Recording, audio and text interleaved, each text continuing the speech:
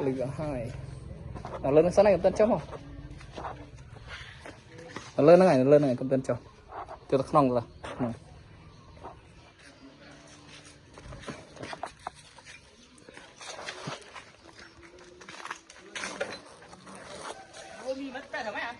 hả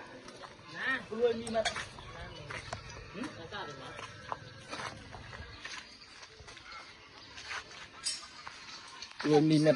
mét có bật rồi hả mét nó có bật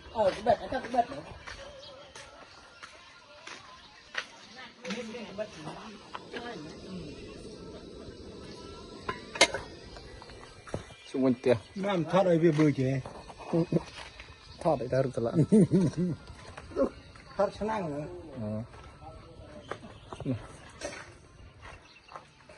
thoát đây chạo rồi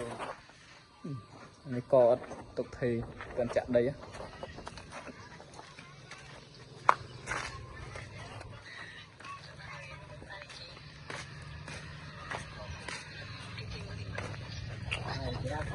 ê mà đọc một đợi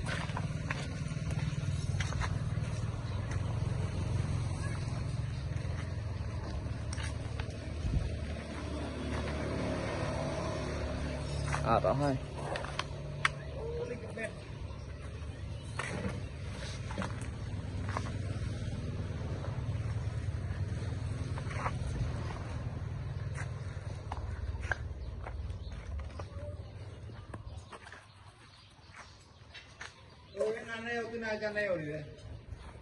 đập pi con đập buôn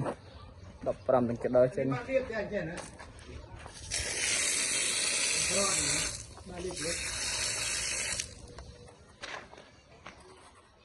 ý à bạn liệp đấy chăm chút chơi nhỏ áp liệp sạt chừng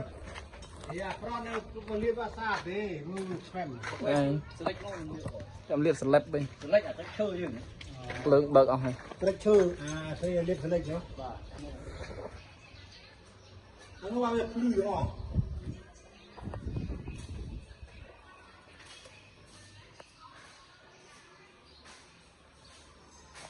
tập tí môi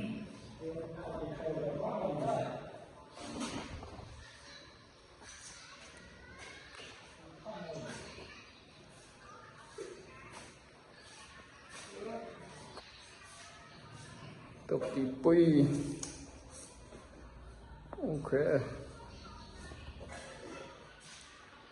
kran bài phần này